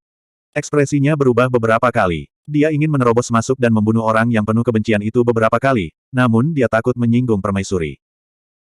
Pada akhirnya, dia menghela nafas jompo, memutuskan untuk menghormati keputusan permaisuri. Setelah waktu yang lama berlalu, seluruh tubuh permaisuri menjadi lemas saat dia meringkuk dalam pelukan Zuan seperti anak kucing. Dia menatapnya dengan ekspresi yang sangat rumit. "Kenapa kau menatapku seperti itu?" Zuan merasa sakit kepala. Baru sekarang, setelah dia sedikit tenang, dia menyadari bahwa dia terlalu gegabah kali ini. Jika Kaisar tahu bahwa dia telah membentuk permaisuri menjadi bentuknya sendiri, dia akan segera diledakkan menjadi abu. Pada saat itu, kemanapun dia mencoba lari, Kaisar akan bersumpah untuk mengakhiri hidupnya. Tapi dia harus mengakui bahwa permaisuri itu benar-benar basah. Kaisar benar-benar meninggalkan kecantikan langka yang terabaikan selama bertahun-tahun. Arti apa yang tersisa dari menjadi tak tertandingi di dunia? Permaisuri membuka mulutnya sedikit seolah-olah dia ingin mengatakan sesuatu, tetapi dia kemudian ragu-ragu. Pada akhirnya, dia tidak bisa menahan diri dan dengan lembut berkata, aku akhirnya mengerti mengapa Nona pertama Chu menjadi begitu setia pada sepertimu. Petik 2 tanda tanya petik 2. Zuan tidak senang mendengar deskripsi itu, dan dia mencubitnya. Ah! Teriak permaisuri dalam ketakutan. Aku memujimu, oke. Zuan tersenyum. Dia harus mengakui bahwa pujian dari seorang wanita cantik ini, yang memiliki status seperti itu, membuatnya sangat bahagia. Dada permaisuri naik turun. Dia masih berlama-lama di sisa-sisa apa yang baru saja terjadi. Dia membelai bekas luka di bahunya dan bertanya, apakah itu sakit? Zuan berkata dengan kesal, kukumu sangat tajam, dan kamu menggarukku dengan sangat keras sebelumnya. Bagaimana menurutmu? Permaisuri terkikik. Ini salahmu karena begitu kasar. Itu sebabnya aku tidak bisa mengendalikan diriku. Tiba-tiba dia berhenti. Dia menatapnya dengan lembut dengan matanya yang berkabut, dan kemudian berkata sambil menghela nafas, semua orang mengatakan bahwa keagungannya tak tertandingi di dunia ini. Namun, hanya aku yang tahu bahwa dalam aspek ini, kamu sebenarnya lebih hebat. Kata-kata ini seperti suara genderang perang. Bagaimana Zuan bisa menahan diri? Dia membaliknya dan membenamkan dirinya di medan perang lagi. Ketika langit cerah, Kasim Lu akhirnya masuk ke kamar permaisuri. Belum lama Zuan pergi. Matanya melayang ke tubuh cantik yang bersandar di kursi yang sekarang ditutupi lapisan merah muda. Napasnya dipercepat. Permaisuri menarik selimut ke sekeliling dirinya dan mengejeknya. Untuk apa kau menatap? Bukannya kamu bisa melakukannya. Petik 2. Ekspresi Kasim Lu berubah ketika dia mendengar kata-kata itu. Dia diliputi rasa sakit dan penyesalan. Pada akhirnya, dia hanya bisa menghela nafas. Ning'er, saya tahu bahwa Anda masih menyalahkan saya karena tidak memiliki kemampuan untuk melindungi Anda saat itu. Permaisuri menjadi marah saat dia berkata, tidak ada yang aneh dengan tidak bisa mengalahkan Zhao Han. Bagaimanapun, dia adalah kaisar. Siapa yang bisa menghentikannya mendapatkan wanita yang diinginkannya? Aku tidak pernah menyalahkanmu untuk itu. Satu-satunya hal yang membuatku membencimu adalah bahwa kamu sebenarnya bersedia untuk bergabung dengan istana dan menjadi Kasim. Ekspresi Kasim Lu penuh dengan rasa sakit. Saat itu saya merasakan sakit yang tak ada habisnya. Aku tidak tahu apa yang harus kulakukan untuk melindungimu. Ini adalah satu-satunya cara yang bisa saya pikirkan. Hanya dengan begitu aku bisa terus menemanimu, terus berada di sisimu. Betapa tidak bergunanya, sang permaisuri mencibir. Bahkan lebih tidak berharga daripada Zuan menemaniku hari ini. Aku akan membunuhnya. Mata Kasim Lu seluruhnya merah. Tidak ada pria yang bisa menanggung penghinaan semacam ini, bahkan jika dia bukan lagi seorang pria. Anda telah berhasil mengendalikan Lucky untuk plus 1024 plus 1024 plus 1024. Di sisi lain, Zuan melompat ketakutan dari lonjakan poin kemarahan yang tiba-tiba. Bagaimana dia akhirnya memprovokasi Kasim Lu? Permaisuri mencibir. Bunuh, bunuh, bunuh. Jika Anda memiliki kemampuan, pergi dan bunuh Zhao Han. Lucky langsung layu ketika mendengar nama kaisar. Ini semua salahku karena tidak berguna. Permaisuri melambaikan tangannya dan berkata dengan agak lelah, untuk apa kita membicarakan hal-hal lama ini? Saya sudah meletakkan semua itu di belakang saya sejak lama. Aku lelah, jadi kamu bisa pergi. Kasim Lu sepertinya tiba-tiba tersadar dari linglungnya. Benar, kenapa kita tidak membunuhnya seperti yang kita setujui, dan malah membiarkannya pergi? Bagaimana jika hal ini terungkap? Yang mulia akan dieksekusi. Permaisuri meletakkan dagunya di tangannya, matanya setengah tertutup. Jangan khawatir, dia lebih takut daripada kita. Mengapa dia mengungkapkan sesuatu seperti ini? Petik 2. Kasim Lu mengerutkan kening dan berkata, orang mati masih menyimpan rahasia dengan lebih baik. Kemudian, dia menatapnya dengan iri dan bertanya, Yang Mulia, jangan bilang kamu benar-benar menyukai bocah itu. Dia dipenuhi dengan kecemburuan yang luar biasa saat dia mengingat ekspresi yang dia lihat sebelumnya. Anak itu memang cukup bagus dalam aspek itu. Permaisuri menghela nafas. Tapi apakah kamu benar-benar berpikir permaisuri ini adalah seseorang yang begitu mudah ditundukkan oleh seorang pria? Dia membuka matanya. Ekspresi menawan yang dia miliki ketika dia bersama Zuan benar-benar hilang, sekarang digantikan dengan tampilan yang menakutkan dan menakjubkan. Kasim Lu menghela nafas. Ini adalah Liu Ning yang dia kenal, seperti yang diharapkan. Namun, dia masih penuh dengan keluhan. Paling tidak, pada saat itu, Anda ditundukkan oleh pria itu. Tentu saja, dia tidak akan sebodoh itu untuk mengatakan itu. Sebagai gantinya, dia bertanya, lalu mengapa kamu menghentikanku melakukan sesuatu? Apakah ada kesalahan dalam rencana itu? Pesona permaisuri berangsur-angsur memudar, digantikan dengan dirinya yang biasa arogan dan bermartabat. Saya belajar dari Cucuyan bahwa meskipun semua meridiannya telah dihancurkan di ruang bawah tanah rahasia, pada saat dia keluar, dia benar-benar sembuh. Selanjutnya, kultivasinya bahkan meningkat. Cucuyan dan Zuan keduanya mengatakan itu karena Evanescent Lotus, tetapi kami berdua tahu bahwa Evanescent Lotus hanya dapat meningkatkan kultivasi Anda. Bagaimana itu bisa memperbaiki meridian yang rusak parah? Karena penasaran, saya mengajukan beberapa pertanyaan lagi kepada Cucuyan. Menilai dari keraguan dan rasa malunya, mungkin di penjara bawah tanah rahasia itulah mereka berdua benar-benar menjadi suami dan istri. Dari intelijen yang kami temukan, keduanya seharusnya menikah hanya atas nama. Namun, setelah peristiwa itu, mereka berdua menjadi sangat dekat dan Cucuyan juga menerimanya sepenuhnya. Saya menolak untuk percaya bahwa seorang gadis luar biasa seperti Cucuyan akan ditundukkan hanya karena dia menjalin hubungan dengan seorang pria. Pasti ada alasan lain. Setelah mengaitkannya dengan pemulihan total yang tidak masuk akal dari kapalnya yang hancur, saya berspekulasi bahwa ini kemungkinan besar ada hubungannya dengan penyempurnaan hubungan mereka. Anda tahu bahwa saya telah kehilangan harapan dalam pemulihan saya beberapa tahun terakhir ini. Bahkan sedikit kemungkinan akan layak untuk dicoba. Bahkan jika tebakanku salah, itu tidak akan menjadi masalah besar. Saya sudah ditinggalkan sendirian selama bertahun-tahun, jadi saya akan memperlakukannya sebagai sedikit kesenangan untuk sekali ini. Tapi setelah itu, saya menyadari kecurigaan saya benar. Esensi darah orang ini memang dapat memelihara dan memperbaiki meridian. Petik 2. Permaisuri sedang berpikir keras. Kedengarannya seolah-olah dia sedang menjelaskan, tetapi juga seolah-olah dia sedang memilah-milah pikirannya sendiri. Pada saat yang sama, dia sepertinya melampiaskan rasa frustrasinya terhadap Zhao Han. Kasim Lu juga menjadi bersemangat. Karena kita sudah sukses, lalu mengapa kita tidak membunuhnya seperti yang kita rencanakan? Aku masih bisa tepat waktu jika aku pergi sekarang. Permaisuri menggelengkan kepalanya. Ekspresinya agak aneh. Hal-hal yang sedikit berbeda dari apa yang kita pikirkan. Jenis metode ini tidak diselesaikan melalui satu pengalaman, melainkan membutuhkan perawatan yang berkepanjangan. Meridian yang rusak sebelumnya telah menerima makanan. Ada tanda-tanda pemulihan, tetapi satu kali masih jauh dari cukup. Tidak heran Cucuyan dan Zuan direkatkan setelahnya. Dia adalah seorang gadis lugu, namun dia dilemparkan dan berbalik hari demi hari.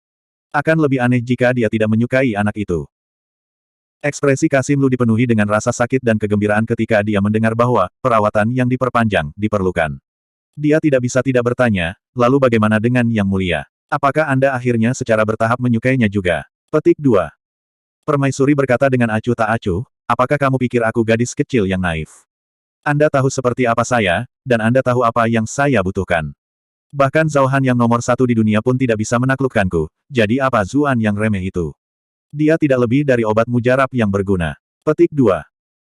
Jika Zuan ada di sini, dia akan melihat sisi yang sama sekali berbeda dari wanita yang menemaninya dengan lembut seperti anak kucing sebelumnya. Seperti yang diharapkan, semakin cantik wanita itu, semakin baik mereka berbohong. Bab 738, Betapa Mengecewakan.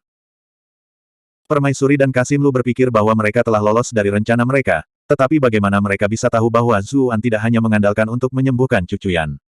Dia juga menggunakan sutra asal primordial untuk memperbaiki meridiannya yang rusak.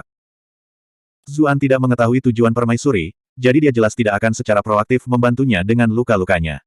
Dengan demikian, permaisuri hanya menerima beberapa makanan dari esensi darahnya. Untungnya, dia memiliki meridian bakat yang transenden, jadinya memiliki sifat yang kuat, dan itulah sebabnya permaisuri juga menerima manfaat. Pada saat yang sama, dia berpikir bahwa dia telah menemukan metode yang sebenarnya. Permaisuri menguap. Dia melambaikan tangannya lagi dan berkata, kamu bisa mundur sekarang, aku benar-benar lelah. Orang itu benar-benar binatang yang kuat. Dia telah dilempar dan berbalik sampai dia tidak memiliki kekuatan lagi. Dia telah menggunakan sedikit tekad untuk mengatakan hal-hal itu kepada Kasim Lu. Sekarang, kelopak matanya langsung tertutup. Kasim Lu menghela nafas ketika dia melihat ekspresi puas dan puas yang dimiliki permaisuri sebelum tertidur. Dia berjalan ke depan dan dengan lembut menarik selimut untuknya sebelum diam-diam pergi. Zuan sudah kembali ke kediaman utusan bordirnya untuk beristirahat. Ia juga kagum dengan tubuh wanita yang benar-benar dewasa. Dia bisa mentolerirnya tidak peduli seberapa kasar dia, dan dia bertahan sepanjang malam.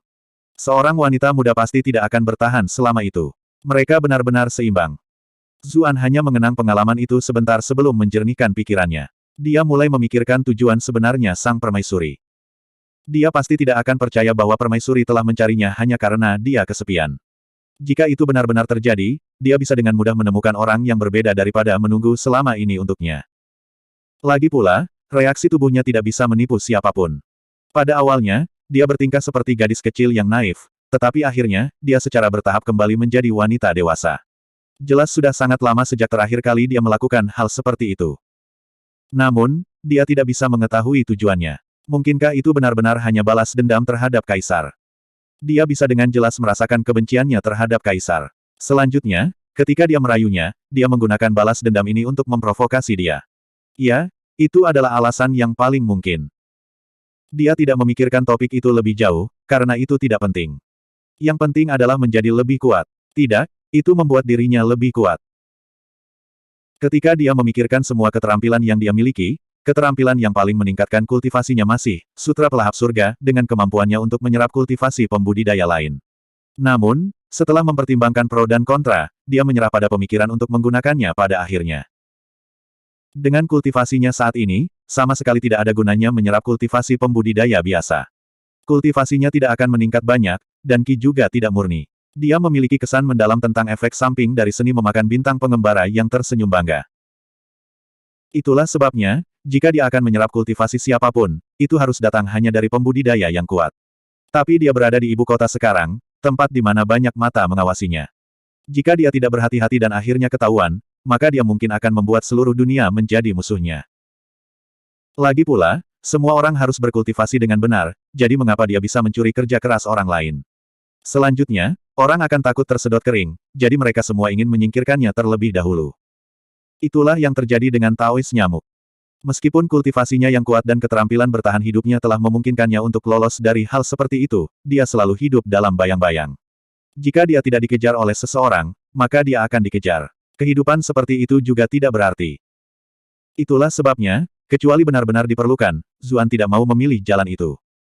Dia mulai memikirkan pilihan lain. Tiba-tiba, dia mengeluarkan gulungan dari dalam Brilliant Glass Bat. Tertulis di gulungan itu adalah kata-kata, gulir kuno kondensasi Qi.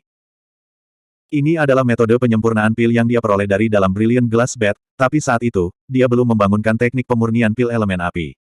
Itulah mengapa benda ini telah mengumpulkan debu di sudut sepanjang waktu. Dia hampir melupakannya.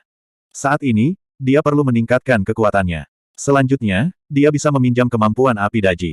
Itu sebabnya dia mengingatnya lagi. Namun, dia tidak tahu seberapa banyak pil kondensasi Qi ini dapat meningkatkan kultivasinya. Mereka mungkin tidak banyak membantu, seperti buah Qi. Bagaimanapun, jumlah buah Qi yang dibutuhkan untuk meningkatkan kultivasinya sangat tinggi. Zuan memutuskan untuk mencobanya. Dia sudah menghafal isi gulungan itu, dan dia telah mengumpulkan semua bahan yang diperlukan beberapa waktu lalu. Dia mengatur tungku obat di dalam ruangan, lalu memanggil Daji. Dia harus mengakui bahwa Daji terlalu cantik. Meskipun dia tidak memiliki keinginannya sendiri sekarang, dan matanya tidak memiliki sedikit ekspresi, dia seperti lukisan yang indah bahkan ketika dia hanya berdiri dengan santai. Lebih jauh lagi, justru karena dia tidak memiliki kesadarannya sendiri maka dia tidak memiliki pesona legendarisnya, tetapi dia malah memiliki lebih banyak sikap menyendiri. Dia terlalu cantik. Rambut panjang dan pakaiannya berkibar-kibar. Dia benar-benar seperti dewi dari surga. Sayang sekali, saya hanya bisa melihat. Zuan menghela nafas. Dia dengan cepat memfokuskan dan mengendalikan Daji, membuatnya berjongkok di dekat tungku obat. Dia mulai perlahan memperbaiki obat di tungku. Jika orang lain tahu bahwa dia menggunakan wanita yang sangat cantik sebagai pelayan seperti ini, rahang mereka mungkin akan jatuh ke tanah karena terkejut. Tetap saja, dia tidak bisa diganggu dengan hal-hal seperti itu sekarang. Dia tidak berani menunjukkan kecerobohan saat mengikuti resep pil kondensasi Qi.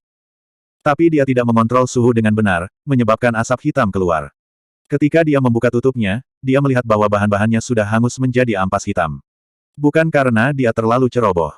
Lagi pula, berhasil pada percobaan pertama tidak terlalu mungkin. Jadi, dia dengan hati-hati mencoba lagi. Kegagalan, kegagalan, dan kegagalan lagi. Hal-hal tak terduga terus terjadi setiap saat. Tiba-tiba, pada upaya kesembilannya, aroma muncul dari tungku obat. Berbeda dengan aroma biasanya, karena hanya aroma ini saja sudah terasa menyegarkan. Zuan membuka tungku. 2 pil coklat kecil seukuran telur merpati duduk di dalamnya. Keberuntunganku tidak buruk. Mata Zuan berbinar. Catatan resep gulir kuno kondensasi Qi membutuhkan 2 porsi bahan setiap kali, karena itu akan sedikit meningkatkan tingkat keberhasilan. Bahkan jika 1 pil dihancurkan, setidaknya akan ada 1 lagi. Kemungkinan memiliki pasangan muncul cukup rendah. Dia mengambil 1 pil dan menelannya. Dia merasakan aliran hangat memasukinya, menyebar ke seluruh tubuhnya sebelum menghilang. Zuan membuka matanya karena terkejut. Itu dia. Mengapa dia tidak merasakan perbedaan? Dia dengan cepat memeriksa dirinya sendiri. Dia merasa tidak ada banyak perbedaan dalam jumlah emas dalam formasinya juga. Bahkan jika ada beberapa perubahan, itu pasti dapat diabaikan. Paling tidak, dia tidak bisa mendeteksi apapun. Jangan bilang pil kondensasi Qi ini bahkan lebih buruk daripada buah Qi. Dia telah bekerja sangat keras untuk ini, namun ini adalah hasilnya. Dia menolak untuk mengakui itu dan memeriksa dirinya sendiri lagi. Namun, dia masih melihat hasil yang sama. Tiba-tiba, sebuah suara dingin berkata di telinganya, pil ini bukan untuk meningkatkan Qi-mu, melainkan untuk membantumu memadatkan dan menyempurnakan Qi-mu. Kemudian, itu akan mengubah Qi Anda menjadi keadaan cair. Dengan cara ini, tubuh yang sama dapat menampung lebih banyak Qi. Zuan melihat ke arah jendela dengan kaget dan terkejut. Dia melihat seorang wanita cantik dalam gaun merah duduk di ambang jendelanya. Wajahnya yang tanpa cacat benar-benar menakjubkan, dan di atas matanya yang cantik terdapat alis yang sedikit lebih tebal dari gadis-gadis lain. Kehadirannya membawa aura misterius, bebas, dan menyendiri. Kakak permaisuri. Zuan menolak untuk mempercayai matanya. Dia telah tidur begitu lama sehingga sudah lama sejak mereka terakhir bertemu. Mili mengangkat kakinya dan mengetukkan ujung jari kakinya ke dadanya, menghentikannya dari berlari dengan antusias ke arahnya. Jangan pikirkan itu. Aku mencium bau Vixen padamu. Zuan tersenyum malu dan berkata, kamu tahu segalanya. Mengapa dia merasa seolah-olah dia telah ditangkap oleh istrinya? Mili memberinya senyum ambigu. Kalian melakukannya dengan sangat intens, akan sulit bagi saya untuk tidak mengetahuinya. Saya merasakan Qi Anda melonjak gila-gilaan ketika saya sedang tidur dan berpikir bahwa sesuatu telah terjadi pada Anda, tetapi ternyata Anda menjadi gila dengan Vixen. Anda benar-benar sesuatu yang luar biasa, bukan? Kamu benar-benar berakhir tidur dengan permaisuri dunia ini. Petik 2. Pipi Zuan terbakar. Itu semua salahku. Saya akhirnya menjadi terlalu sibuk dan menempatkan Anda dalam bahaya. Petik 2. Jika hanya dia sendiri, itu akan menjadi satu hal, tetapi nasib Mili terkait dengannya. Dia akhirnya memprovokasi ahli paling kuat di dunia ini dari ledakan emosi sesaat. Jika masalah ini terungkap, dia akan selesai. Karena itulah dia merasa bersalah. Mili memutar matanya. Yang kamu lakukan hanyalah tidur dengan seorang permaisuri. Lihat betapa takutnya kamu. Betapa mengecewakannya. Bab 739, Perasaan. Zuan terdiam. Apa maksudmu? Yang kulakukan hanyalah tidur dengan seorang permaisuri. Apa? Apakah ada beberapa permaisuri lagi yang bisa aku tiduri di luar sana? Mili berkata, aku juga mendengar sebagian besar percakapanmu dengan rubah licik itu. Saya rasa Anda mungkin diganggu cukup parah oleh Kaisar, dan Anda bahkan dicambuk kemarin. Itulah mengapa kamu mencurahkan semua balas dendammu pada permaisuri karena marah. Petik 2. Zuan merasa malu ketika dia berkata, kamu telah menyaksikan sisi burukku. Ekspresi Mili tetap serius saat dia berkata, tidak, saya pikir Anda melakukannya dengan cukup baik. Zuan benar-benar bingung sekarang. Dia benar-benar tidak tahu apakah Mili benar-benar marah, atau dia sedang ironis. Mili bisa melihat melalui pikirannya. Dia mendengus dan berkata, aku jujur. Anda ditakdirkan untuk menjadi orang terkuat di dunia ini. Bagaimana Anda bisa takut pada hal sekecil apapun? Kaisar melakukan apapun yang dia mau padamu. Seiring waktu, dia bisa meninggalkan bayangan di hatimu, membuatmu terlalu takut untuk melawannya. Itu bukan masalah besar ketika kultivasi Anda lebih rendah, tetapi pada tingkat kultivasi yang lebih tinggi, itu bisa mempengaruhi Anda lebih dan lebih. Itu bahkan bisa menjadi iblis batiniah yang akan mencegah Anda membuat kemajuan apapun. Petik 2. Zuan melompat ketakutan. Apakah itu benar-benar buruk? Mili menjawab, kultivator tingkat rendah sepertimu mengolah tubuh dan Qi. Setelah Anda mencapai tingkat yang lebih tinggi, fokus utamanya adalah mengolah jiwa. Menumbuhkan jiwa membutuhkan kemauan yang kuat. Semakin kuat hatimu, semakin mudah untuk membuat jiwamu lebih kuat. Sebaliknya, jika ada celah dalam mentalitas Anda, mudah timbul masalah dalam kultivasi Anda. Zuan menggigil di dalam. Tingkat kultivasi Mili sangat tinggi, jadi dia mempercayai pengalamannya. Pada saat yang sama, dia senang bahwa dia memiliki guru dan teman yang begitu menarik untuk menemaninya, yang akan menghemat banyak waktu dibandingkan dengan yang lain. Mili melanjutkan, saya awalnya berencana untuk mencari kesempatan untuk memperingatkan Anda tentang itu, tetapi Anda benar-benar mengambil langkah ini sendiri. Sangat bagus, kamu layak menjadi. Layak menjadi pria yang saya pukul dengan kejam, tetapi masih menolak untuk menyerah. Petik 2. Zuan menggelengkan kepalanya karena malu. Yang saya lakukan hanyalah tidur dengan seorang wanita karena marah, namun Anda menempatkan saya di atas alas. Aku bahkan menjadi sedikit malu. Seseorang yang tidak tahu malu seperti kamu bisa menjadi malu. Mili memutar matanya. Dia melanjutkan, tetap saja, kamu harus berhati-hati. Rubah betina itu tampaknya memiliki motif tersembunyi. Petik 2. Zuan tampak sedikit tertekan juga. Aku tahu dia punya rencana lain, tapi aku tidak bisa mengetahuinya. Mili memberinya tatapan aneh. Dia menginginkan tubuhmu, tentu saja. Zuan tersipu. Kamu tidak seharusnya bercanda seperti itu. Meskipun kita berdua belum melakukan banyak hal, dia jelas bukan tipe orang yang melakukan hal bodoh karena. Mili tertawa dan berkata, apa yang kamu pikirkan? Saya sedang berbicara tentang bakat transenden Anda. Petik 2. Kemampuan transenden. Zuan tercengang. Dia hampir lupa tentang itu. Mili berkata, dia tampaknya memiliki beberapa luka dalam, dan dia ingin menggunakan tubuhmu untuk menyembuhkan dirinya sendiri. Dia tampaknya telah menggunakan beberapa teknik menawan untuk mengambil sebagian dari esensi darahmu, dan itulah yang membuatku terkejut. Tetapi karena metode itu tidak melukai fondasi Anda, saya memutuskan untuk tidak mengganggu Anda. Zuan tiba-tiba menyadari apa yang terjadi. Tidak heran rasanya seolah-olah ada banyak mulut kecil yang mengisapnya di dalam tubuh permaisuri. Pada saat itu, dia kagum pada betapa menakjubkan perasaan wanita ini, tetapi ternyata dia menggunakan trik ini padanya. Mili terdengar agak bingung saat dia melanjutkan, darah bakat transendenmu membuat esensi darahmu sangat berguna bagi pembudidaya manapun. Dalam keadaan normal, tidak mungkin dia akan membiarkanmu pergi jika dia mengetahuinya. Dia akan menghisapmu sampai kering. Zuan tanpa sadar menggosok lehernya, merasakan ketakutan yang tersisa. Mili merenung, tetapi jika dia tidak tahu tentang bakat transendenmu, lalu mengapa dia membuat pengorbanan yang begitu besar? Mengapa dia menukar tubuhnya dengan esensi darahmu? Petik 2. Pikiran Zuan bergerak cepat. Dia tiba-tiba memikirkan sesuatu. Dia mungkin menyimpulkan sesuatu ketika dia berbicara dengan Cuyan. Kemudian, dia memberinya penjelasan kasar tentang bagaimana dia mengirim Cuyan untuk meminta bantuan Liuning. Alis Mili sedikit berkerut. Katakan pada istri bodohmu untuk tidak mengoceh tentang bagaimana kamu menyembuhkannya di masa depan. Kalau tidak, itu mungkin dengan mudah membawa Anda bahaya besar. Petik 2. Bagaimana dia bisa mengantisipasi bahwa permaisuri akan memiliki pemikiran seperti itu? Dia cukup tajam biasanya. Dia mungkin hanya sedikit bingung karena khawatir. Zuan tanpa sadar membela Cucuyan. Ekspresi Mili tenggelam. Kamu tidak harus melakukan hal-hal kasih sayang di depanku. Dia bahkan tidak ada di sini. Saya hanya mengingatkan Anda untuk berhati-hati tentang ini. Petik 2. Zuan melihat ekspresinya berubah dan dengan cepat berkata untuk meminta maaf. Oke, aku akan memperingatkannya nanti. Karena suasananya agak aneh, dia dengan cepat mengubah topik. Ngomong-ngomong, apakah kamu sudah menyingkirkan semua racunnya? Bagaimana air mata merah Lady Xiang bisa semudah itu dihilangkan? Mili mendengus. Namun, ekspresinya masih mereda ketika dia merasakan kekhawatirannya. Tapi saya berhasil mengendalikannya. Aku tidak perlu tiba-tiba tertidur lagi seperti sebelumnya. Zuan sangat senang mendengarnya. Itu keren. Mili memberinya tatapan ambigu. Apakah kamu jujur? Apakah Anda tidak takut jika orang lain terus-menerus mengomel Anda? Petik 2. Zuan terkekeh. Tentu saja aku jujur. Adapun bisnis saya, Anda sudah melihat semuanya.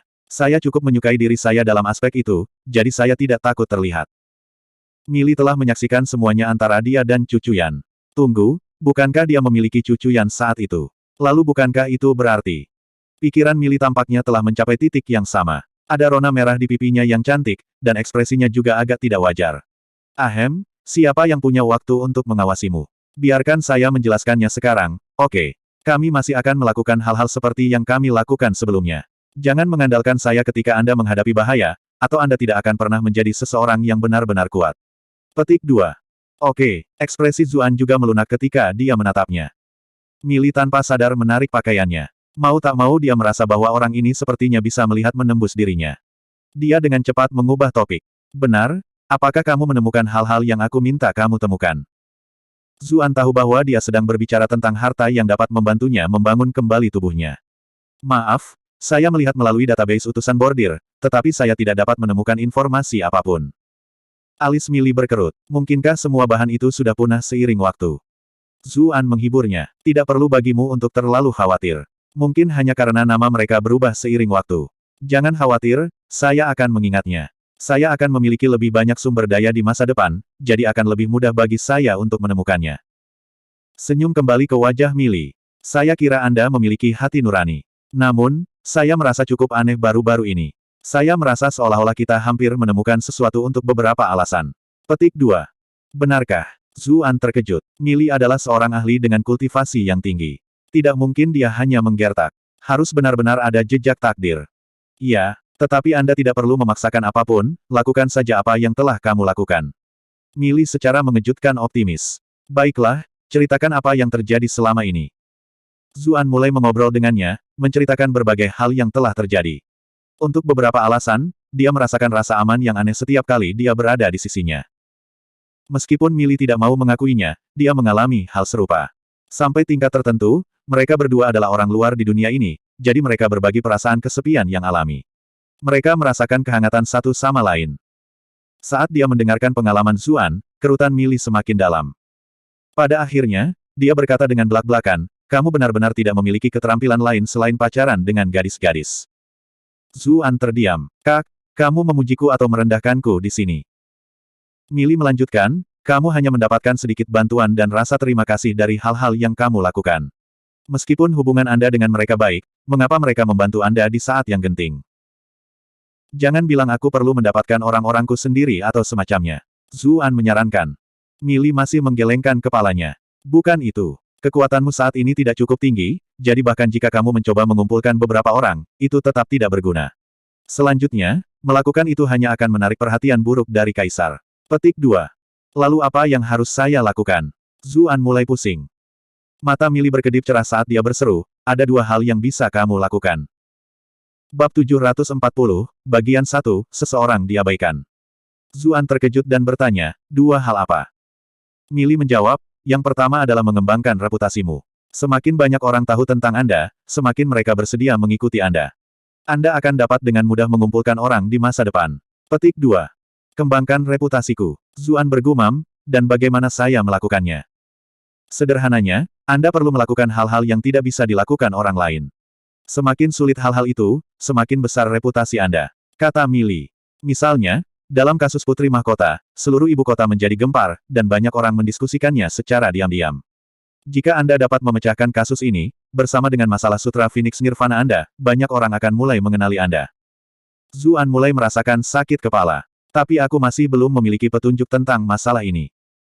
Itu bukan masalah besar bahkan jika kamu tidak bisa memecahkan kasusnya. Ekspresi Millie menjadi sedikit aneh. Ada satu metode lain untuk mendapatkan pengakuan.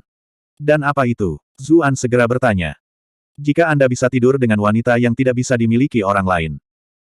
Misalnya, jika Anda secara terbuka mengungkapkan bahwa Anda tidur dengan permaisuri, maka saya dapat berjanji kepada Anda bahwa setiap orang di setiap jalan akan mengenali Anda.